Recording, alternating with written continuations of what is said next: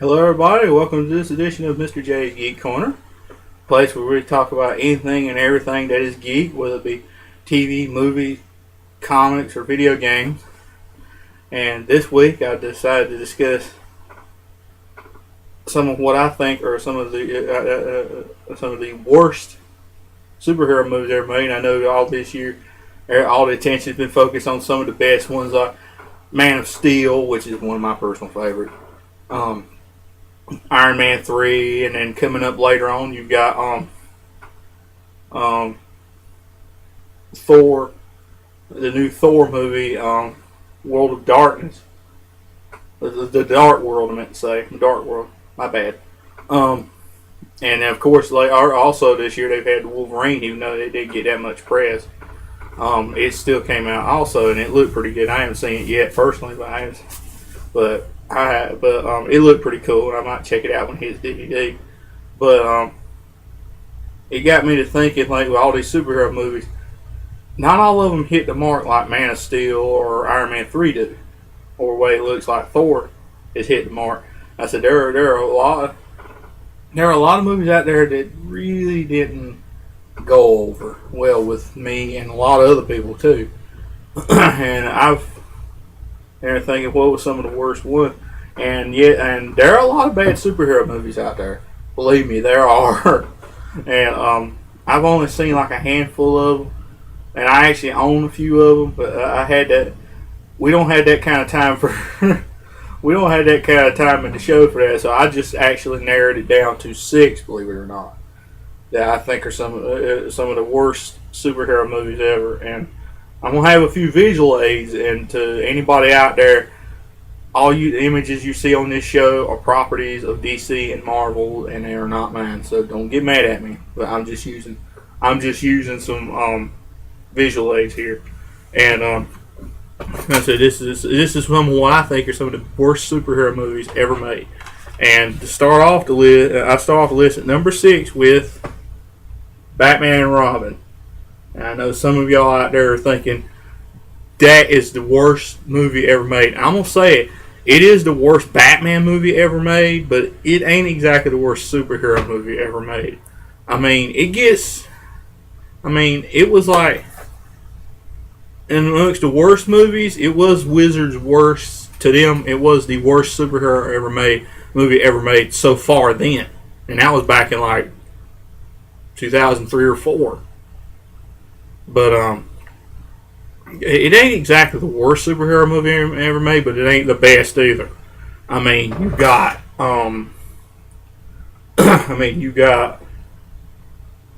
Joel. There's a lot of folks that even when Batman Forever was made, they weren't exactly pleased with that because it was too campy. There was too much camp, too much neon lighting in it, too much. His family showed nipples on the bat suits, anatomically correct bat suits, and I didn't like that either. But that was a good movie. Then they hired Schumacher back for the sequel.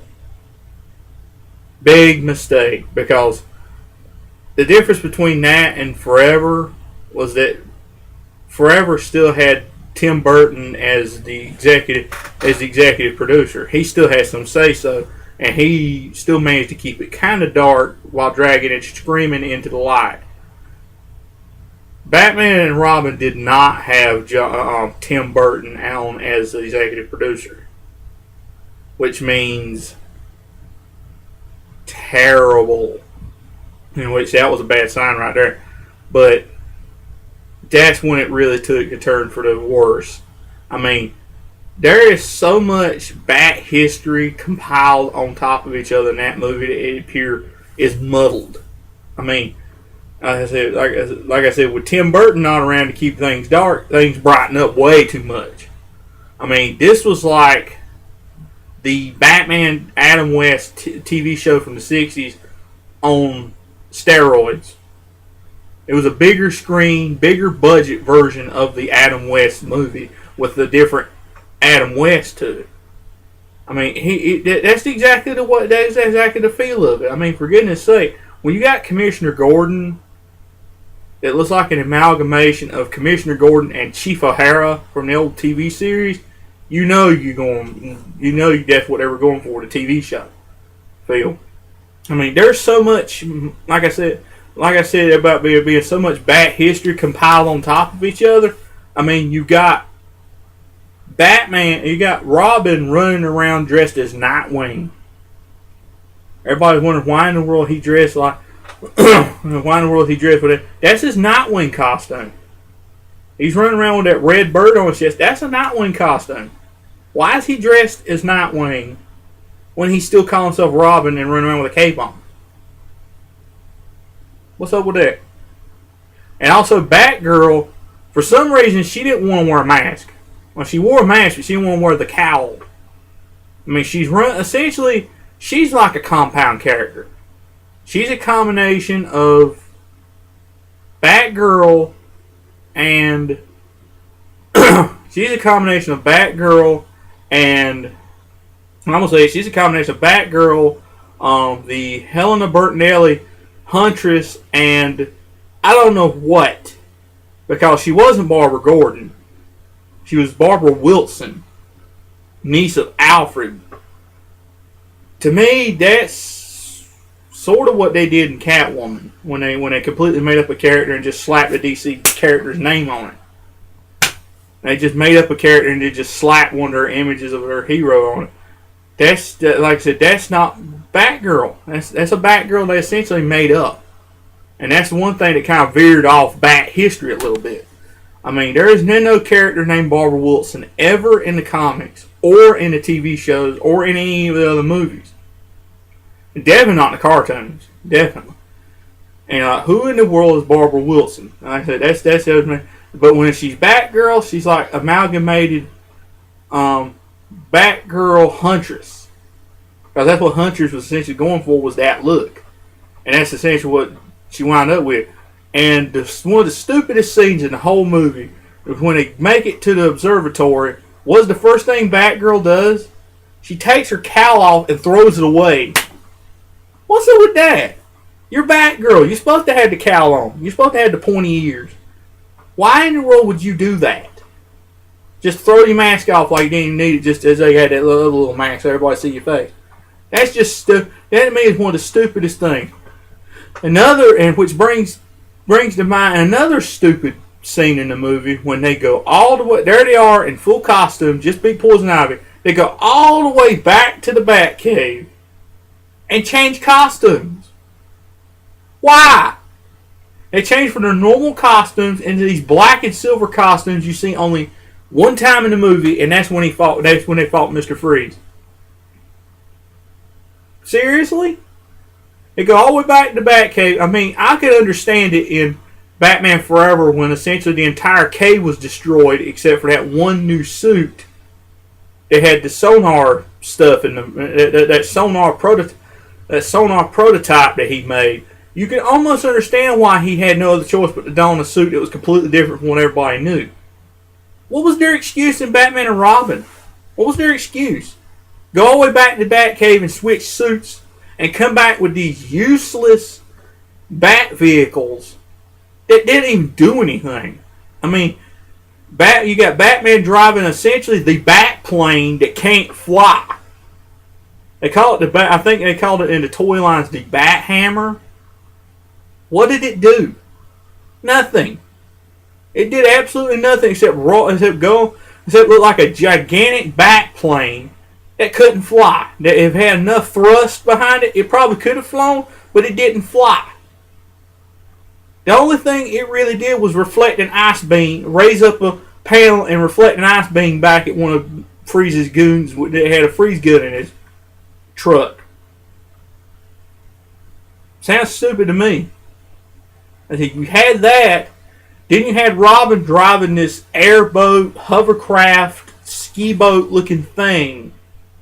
As essentially had skids on it essentially looked like a cross between a snowmobile and an airboat. I couldn't really tell what it was. All I know is it looked stupid. It did nothing. And then of all things, you have Batgirl driving a motorcycle? Seriously?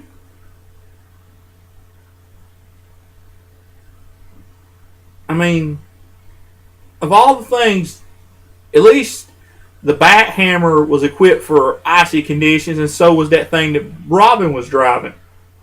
Why in the world would Batgirl be driving something with two wheels and obviously no snow tires? Why? It's just stupid. And like I said, there was so many things wrong with that movie. That was just one of many. The other being George Clooney playing Batman and getting the roles backwards, but I won't go into all that particularly. Like I said, but I just basically summed it up. He just got the roles backwards. He played Bruce as Bruce. When he was Bruce, he was Batman. When he's Batman, he was Bruce. And then you got the costumes. Good Lord. You got once again the anatomically correct costumes with cod pieces. Why? I mean, for goodness sake, even Bane had one. Bane.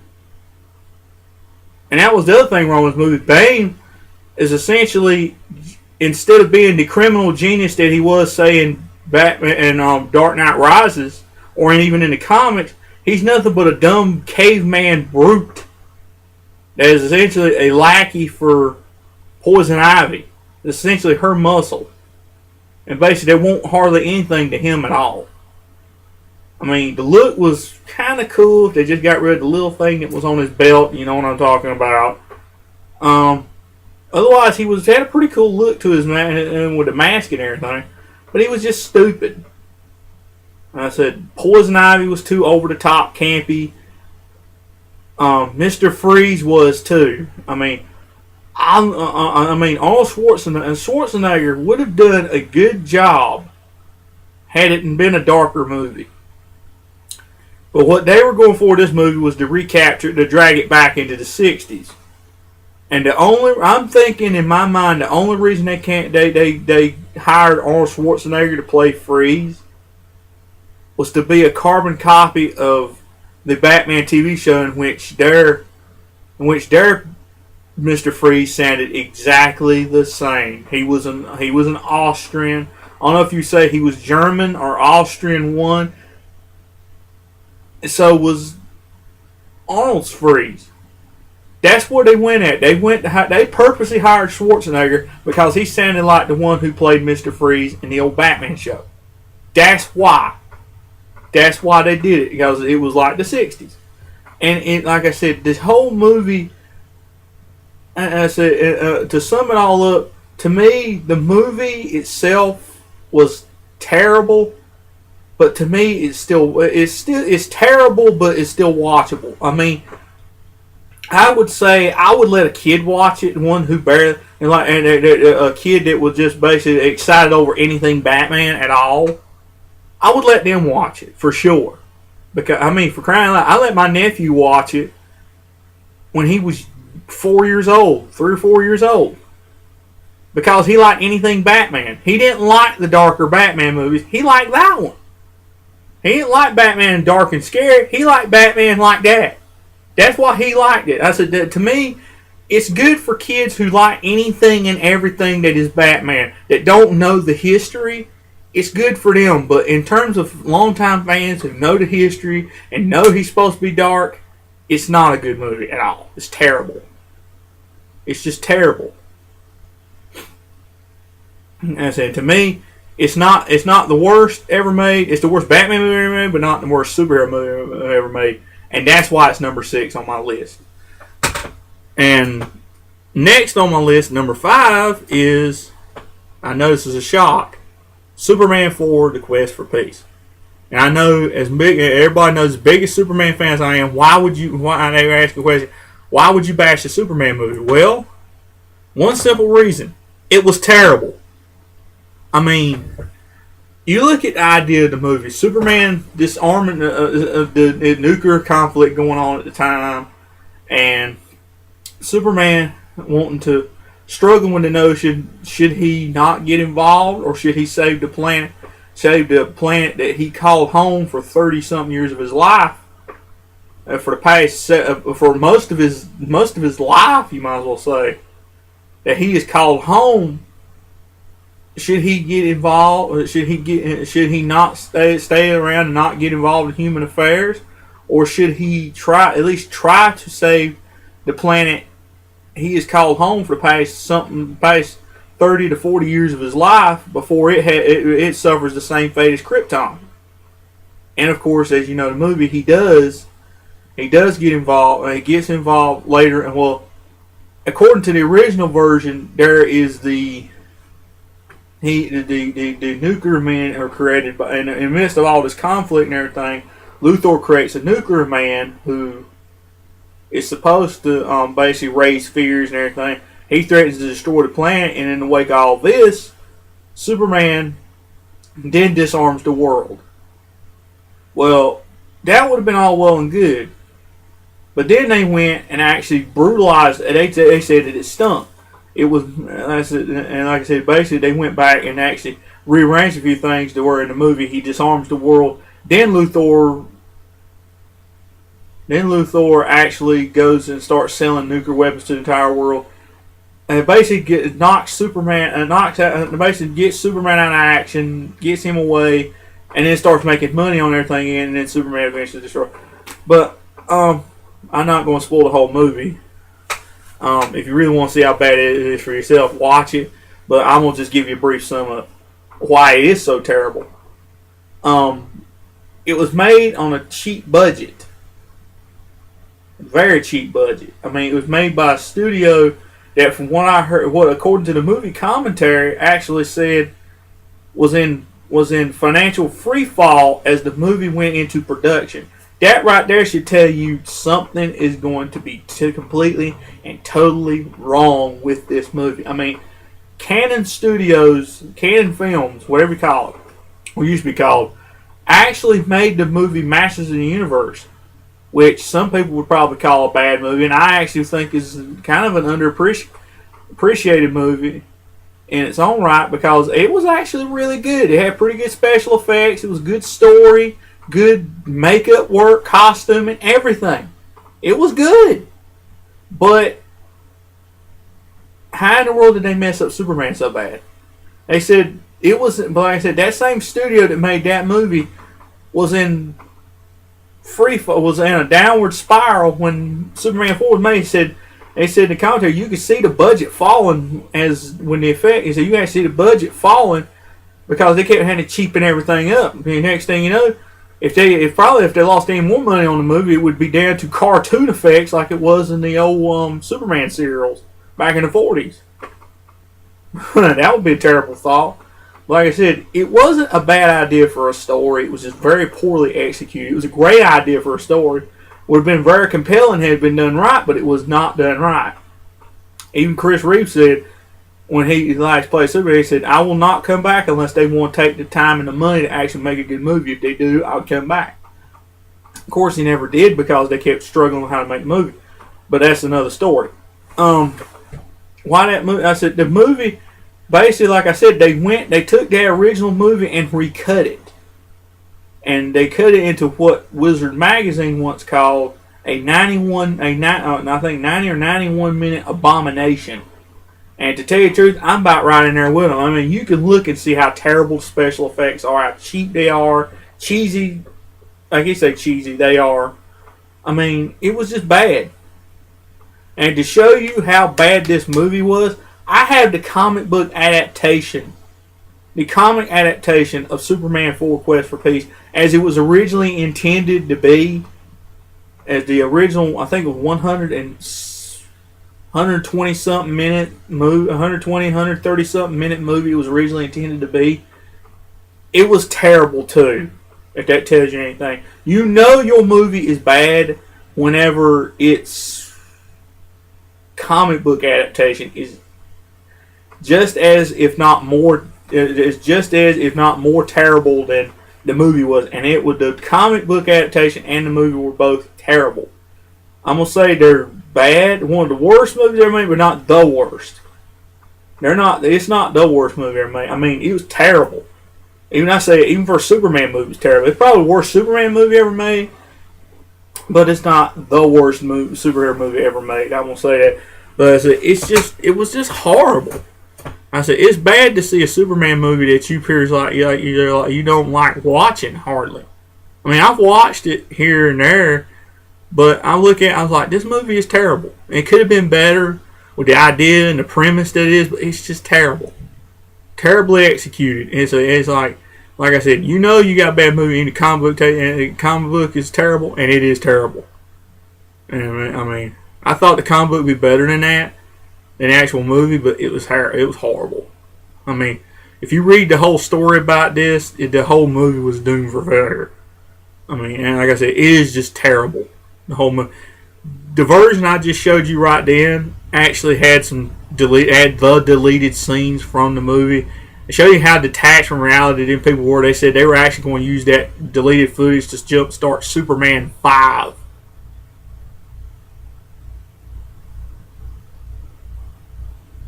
Who in the right mind would even think that would probably be a good idea? Being a good idea or even a thought? I mean, I looked at the special features at those deleted scenes. They are even more horrible than the finished product movie itself. It is hard. You got this. There actually were 2 nuclear men in the movie originally, and the first one they made was more like Bizarro than the other nuclear man. It wound up being basically, when I say perfect nuclear man, who was essentially had almost a pseudo superhero costume, a 90s Superman type, I guess a mullet, and silver claws that extended. I mean, it would have been so much better had it been something else, but they couldn't do it. They couldn't do better what they had. But the original Nuclear Man was essentially nothing but Bizarro. He acted like a kid. He had pasty white skin. He had black hair. I mean, it was, like I said, it was terrible. And especially that music they had playing there. And I was like, I don't usually react like anything Superman. I was like, it was bad. It was really bad. And whether you want to see it or not, I say, if you really want to see how horrible it is, brace yourself. If you ever want to watch it, brace yourself. You're in for a ride. I mean, like I said, it ain't the worst, but it's bad. It's really bad. It ain't bad enough to merit the top of the list, but it's still pretty bad. I mean, it is the very last time Chris Reeve ever played Superman. And like I said, it's just sad that it had to be in such a terrible movie. And that's why that's number 5 on my list. And number 4 on my list is probably it's more of a straight to DVD movie, but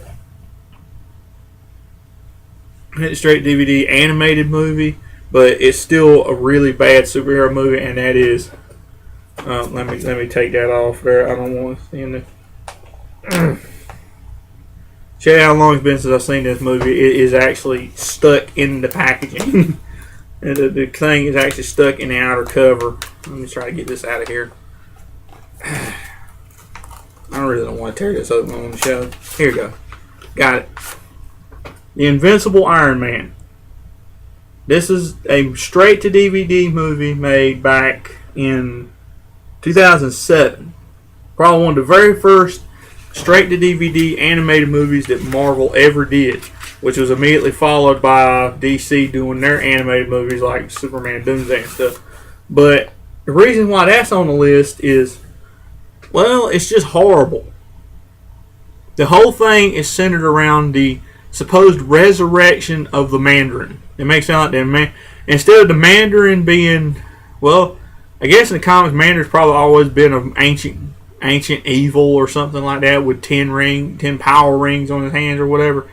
But it's just, like I said, in this, he's more like he's not here, and it's like all of his henchmen from the ancient henchmen are trying to bring him back from the dead. And essentially one of them is, and one of the things they do in the movie is essentially spark the Iron Man origin story with Tony Stark building the armor and everything. But one of the weirdest plot twists in the whole movie is that he builds that armor, but when he come to find it out, after he's rescued and everything, he come to find out that ain't the first time he's built armor like that. You actually go back to his hideout, house, garage, whatever, in this movie, and come to find out he's already been building this armor for years. You have his regular armor. They even have his Hulkbuster armor in there. It's like, that ain't the first time. That's how he knew. It made it sound like that's how he knew how to build that armor in that cave, because he's done it before. To me, that's a clever twist, and yet that's a stupid twist in that he's already essentially Iron Man, but he ain't really found anything to do with it yet. And like, what? I mean, seriously. I mean, the movie ain't that good a story anyway. I mean, I've only watched it once. I barely remember a lot of what happens in it, except for what happens at the end of it when they reveal the Mandarin. Turns out his daughter, the one who's been helping him, trying to help him the entire time, turns on him and turns out to be the Mandarin's daughter. And it turns out to be the Mandarin's daughter. And in the end, she managed to resurrect the Mandarin. But what it is, the Mandarin is now a spirit. The Mandarin is now a ghost who essentially takes her over, and it works through her and everything, and he has to defeat her and him. And essentially, I know how everybody upset was over the Mandarin twist in Iron Man 3. If you haven't seen it, you got to see it, pick it up and see it. Get mad, think it's clever. Draw your own conclusion on that. But I will tell you in this, the Mandarin is not a man. He's essentially a ghost in the body of a naked woman. Yes, I said it, a naked woman. Definitely, this movie's definitely not, and that part is definitely not suitable for kids. I'm going to say, I don't know about the movie being suitable for kids. Like I said, I haven't seen it since the day I got it, because I thought it was so bad that I put it back and I put it up and never watched it again. And I thought, I've essentially wasted $7.50 of my money on this. And I felt cheated. Now, I didn't take it back because of return policies. Because of course, return policy, you had to exchange it for the same thing. So there I was stuck. And I was like, why in the world did I waste my money on this? This is exactly the reaction I had to it. It was, I said, the animation's okay. It's not as good as some other movies I've seen, but it's okay. But I said, animation's just okay, and the movie and the story itself, it's like they twisted and warped the origin story of Iron Man to fit their own thing. And by the end of the movie, for some reason, he's just instead of picking out one of the other high-tech armors he uses against the Mandarin, he uses the thing he built in the cave. The thing he built in the cave to escape, that's what he uses against the Mandarin. What's up with that?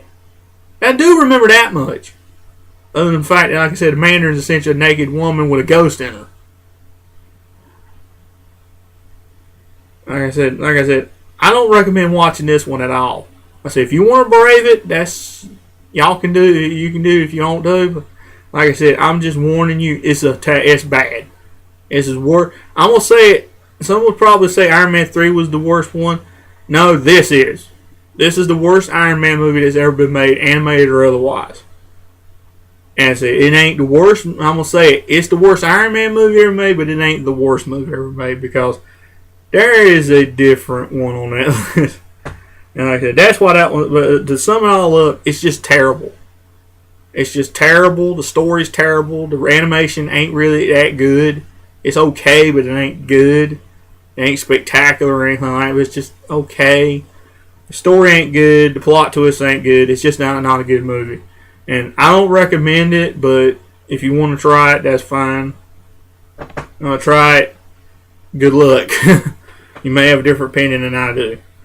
And next on my list, number 3, is one that ain't in my collection, actually, is Elektra. I've seen it. It's supposed to be almost a direct sequel to Daredevil, which to me is an underappreciated movie, but that's for another show. Like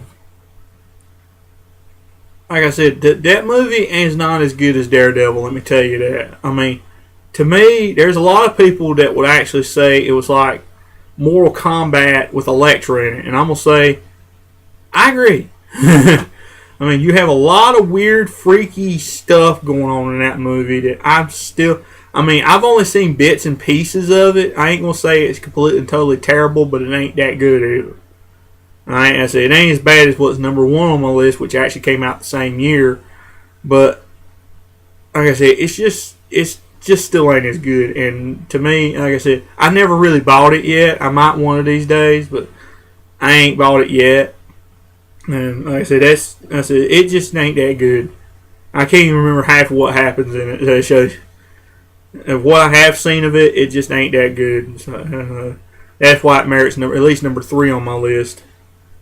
Which, to tell you the truth, number 4 should probably number 3 on this list. But I just thought that was even more so than Invisible Iron Man.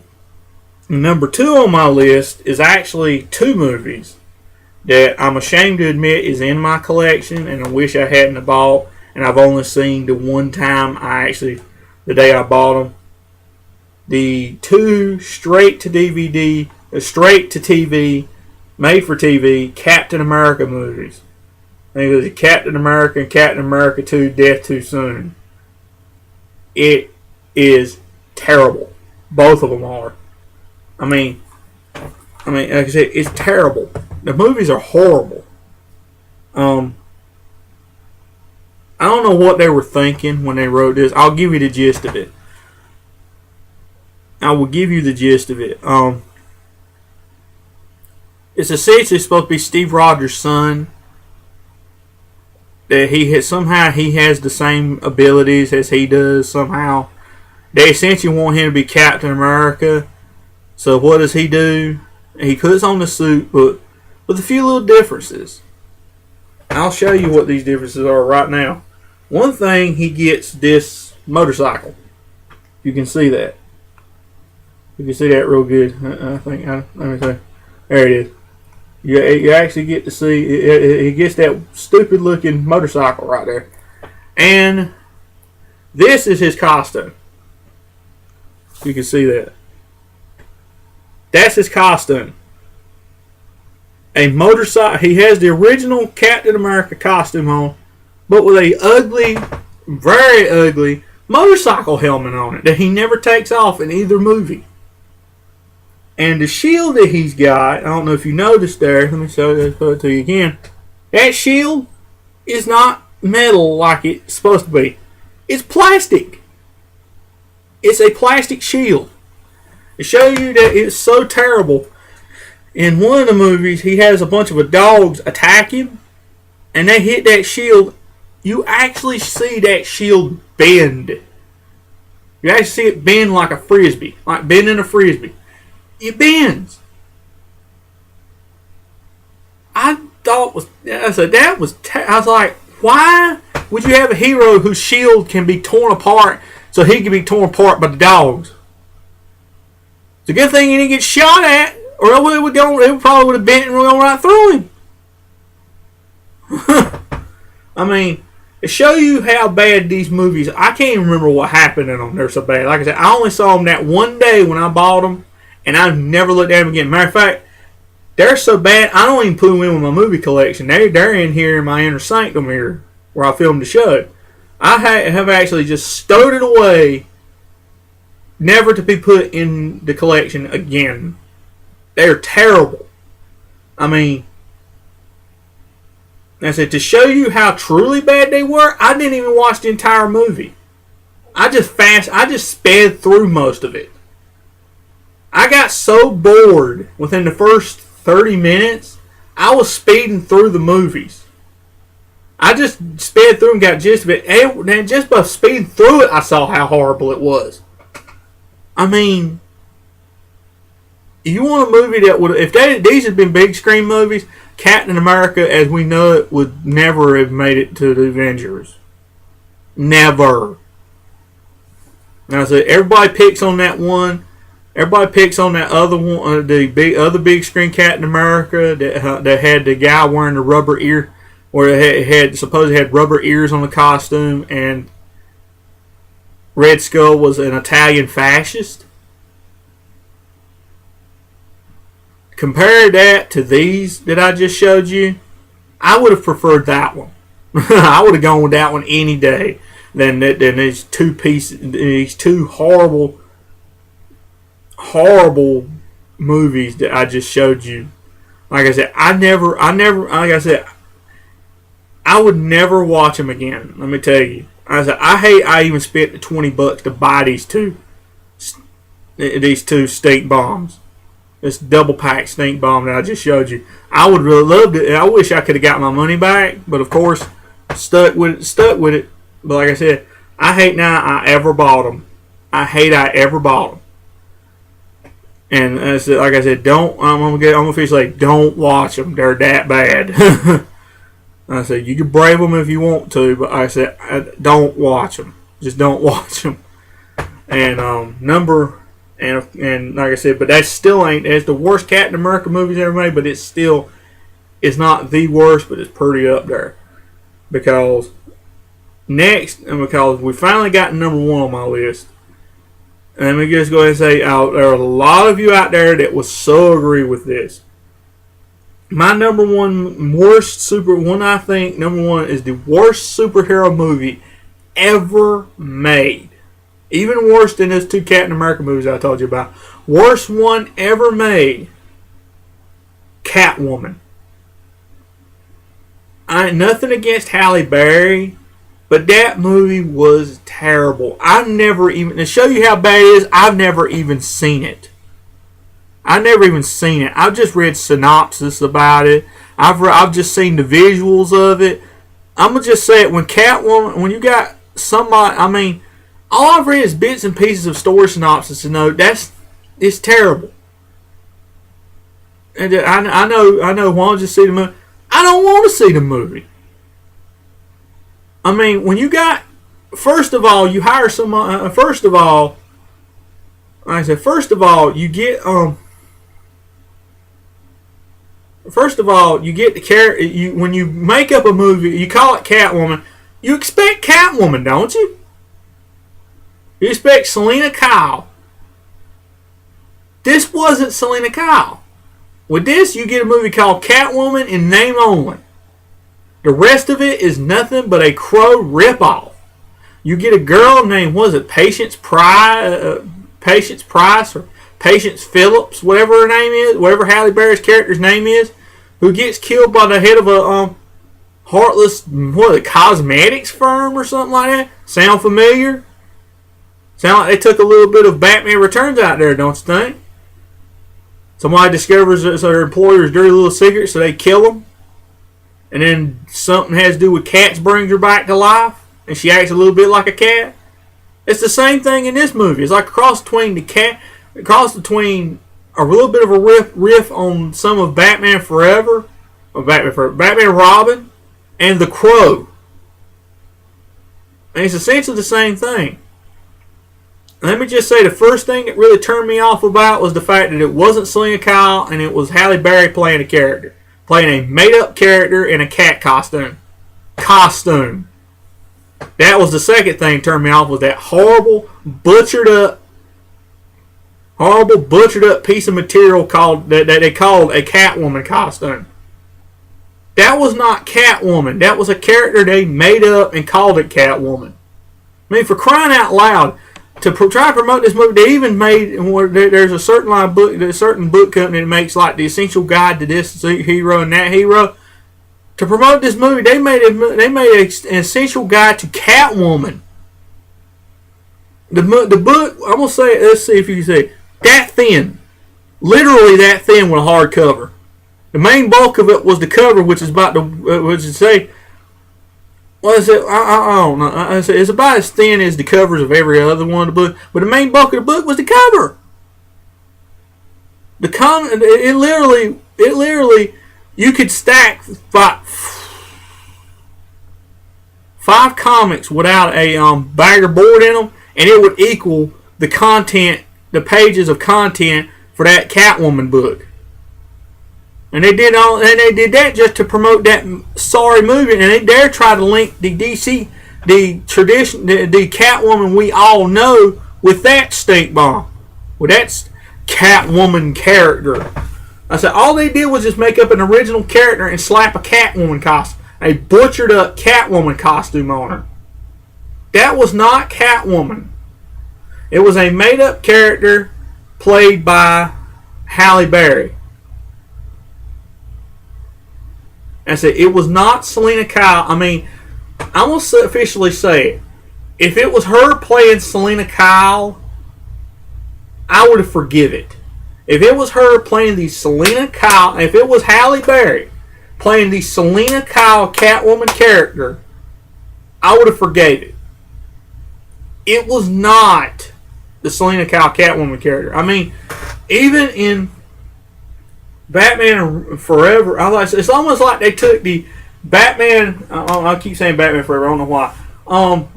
Batman Returns Catwoman. It's like they took the Michelle Pfeiffer Catwoman character from that movie that was essentially a creature of vengeance, you might as well say, instead of being a cat burglar, and completely muddled it up.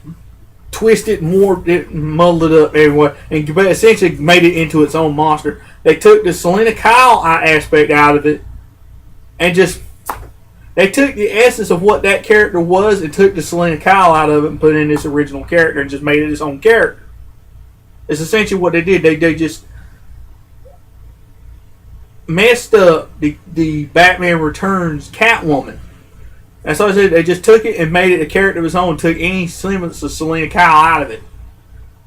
Like I said, had it been Selena Kyle, Catwoman, the cat burglar Catwoman, I would have forgiven it. But like I said, it wasn't Catwoman.